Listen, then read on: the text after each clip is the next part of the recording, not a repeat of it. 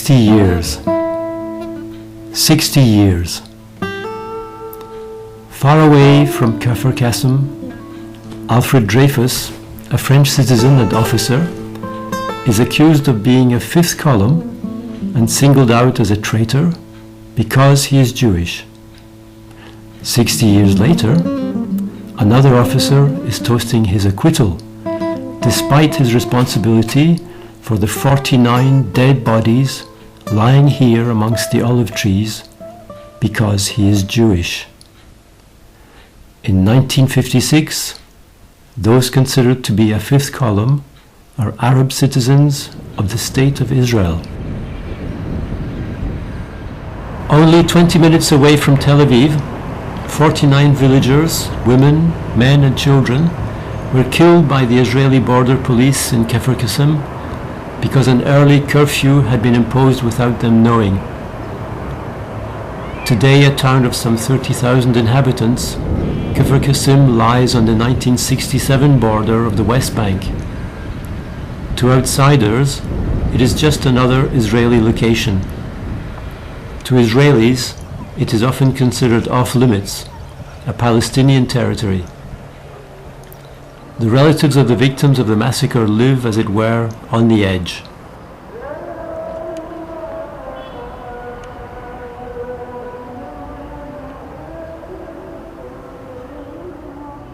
أنا آمن بأنه بعد أن يصلوا سن الرشد أن يقفوا على ما حدث في كفرقاسم وأن يتخذوا نفس الموقف الذي اتخذه جدهم لطيف دوري.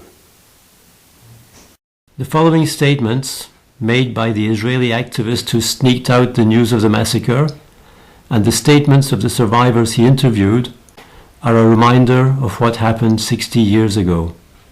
בשעה 4 בערך ב-29 לאוקטובר 56 אנחנו יצאנו מבית הספר, הופתענו ככפר קטן, כל אחד מכיר את השני, פתאום ראינו שני ג'יבים באים מצד מערב של אנשי משמר הגבול. הם נכנסו בין השורות של התלמידים שהולכים הביתה. נתנו להם לצאת, שיעברו לתוך הכפר. אני הסתכלתי על אחד החיילים שהוא יושב במושב האחורי, בצד ימין, הוא עושה לי ככה. כשהגעתי הביתה וסיפרתי לאמא שלי את הדבר הזה, אז היא לא האמינה.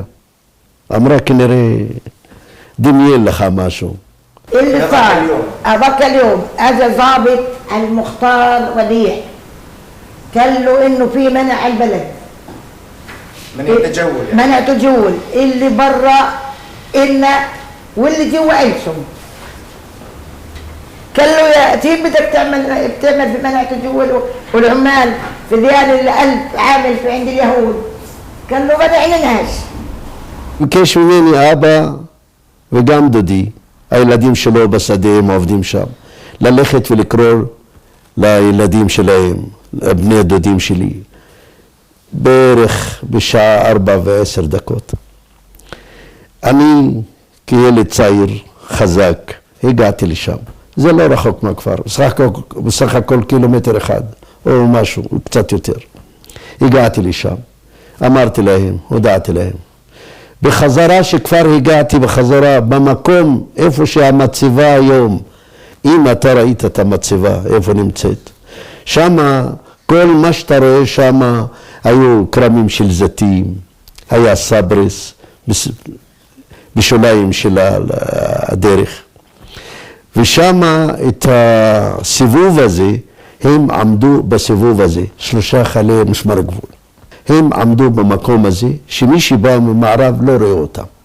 כשהגעתי למקום, זה היה 5:05 או 4:05, משהו, כמה דקות. אז הוא קרא לי בקול רם, יאללה יא ולד, יאללה, תמשיך, יעני, תלך.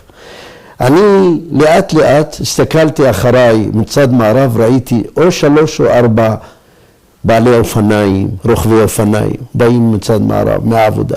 عندنا حوالي 13 واحد وقفنا، لما وقفنا انتم بالكفرقاسم، كلكم بالكفرقاسم، كلنا بالكفرقاسم. לצערי הרב, שהגיעו החבר'ה, העמידו את האופניים שלהם על הסברס.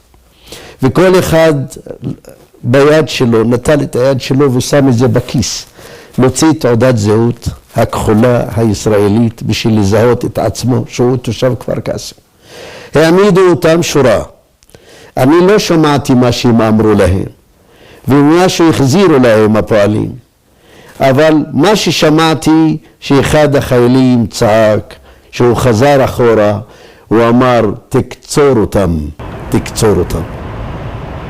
تكسر אותם. شو تكسر אותם? احسدهم يعني. واحسد. والله تت. אז עם הנשק הכל כך מתוחכם והחזק, הם ירו בהם מאות כדורים, מאות. חלק מהם נתלה על הסברס.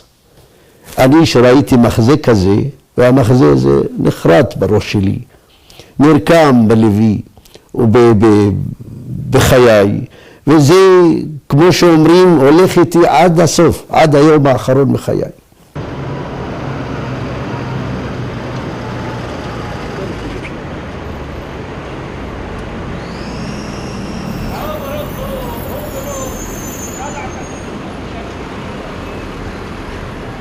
As a young Jewish immigrant from Iraq, Latif played a decisive role in bringing the event to the public's awareness. He took the testimony of the survivors and handed the information to parliament members, as well as to the media, despite the government's attempt to cover up the massacre. ששני השרים, בנטו וברזילי, שמו את זה על השולחן, דרשו מבן גוריון תשובה.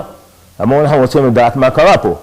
והוא התחמק וניסה איכשהו לטשטש את העסק, ואמר נבדוק, נקים ועדה, נהיה שם, והלחץ עליו גבר, כשהעדויות שאני פרסמתי התחילו להגיע לציבור, והרבה אנשים התחילו לשמוע מה קרה, אז לא הייתה לו ברירה. מה הוא עשה? ב-12 בדצמבר הופיע בכנסת, ונתן שם הודעה מאוד קצרה. בהודעה לא הזכיר את כפר-קאסם, את השם של הכפר, הוא לא הזכיר, ולא הזכיר כמה נרצחו. أتم الزمان هذا وطبخوا وكانوا اصطلحوا هيك والله ما بعرف. As the sole survivor of a group of 28 young women, Hannah has spent the past 60 years under the burden of that day. She is adamant, however, that full recognition by the Jewish state is inevitable before reconciliation may be considered.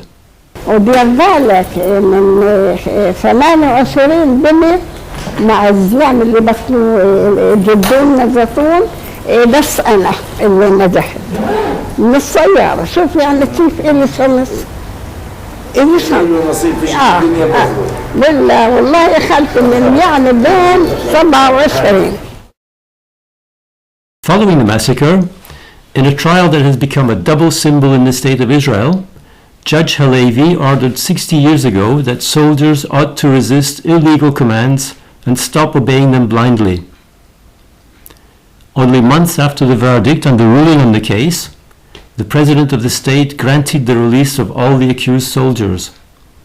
This, in fact, was to become the routine procedure for all similar cases in Israel. The colonel in charge at the time, Issachar Shadmi, was brought to court on a later date and fined 10 prutot, the equivalent of 1 Israeli cent. עכשיו לגבי בתי המשפט, אין צדק בבתי המשפט בישראל. לערבי יש לו חוקים משלו וליהודי יש לו חוקים משלו, נקודה. השופט בנימין לוי, שהיה יושב ראש ועדת בית הדין הצבאי, ושהוא טבע את המטבע המפורסם הזה, לא רק המפורסם, אלא האמיתי, כן? שזה דבר שעליו התנוסס הדגל השחור. אז שיקף, בדעתי, את רוב הציבור בישראל. הסכימו איתו, אמרו, זה נכון, 100%, כל הכבוד. היום, כמה עשרות שנים אחרי זה, לצערי, המושג הזה, הקביעה הזאת של בנימין לוי, כמעט וירדה במחצית לפחות. איפה תואר הנשק להפיל 20 קומות, 30 קומות בעזה על תושבים? רואים את זה במשפט של החייל אליעזר, החייל שמואשם ברצח הפלסטיני בחברון. זה בדיוק אותו מקרה. תראה את האהדה, איזה אהדה יש לחייל. אמרו שאין כסף, תוך יום אחד 500,000 שקל נאספו מהציבור. עושים לו הפגנות למענו. כל יום הולכים, מחכים ואומרים כל הכבוד לו. אם אנחנו נדבר על טוהר הנשק, רק לפני מספר שבועות בחור אחד נורה, פלסטיני, ואדם שהוא כבר משותק, ובא חייל ונותן לו כדור בראש לפני המצלמות. אם לא היו מצלמות לא היינו שומעים על הדבר הזה. איפה יש תקשורת, איפה יש מצלמות, אז מביאים אותו לבית משפט. תראה הטוהר הנשק, כמה קצינים עמדו לצד שלו, כמה אזרחים עמדו לצד החייל הזה שאכן הוא צודק. So the black flag of not obeying immoral orders and the 10 prutot fine are the two symbols of present-day Israel. One, an official signal for the Jewish population, and another for its Arabs.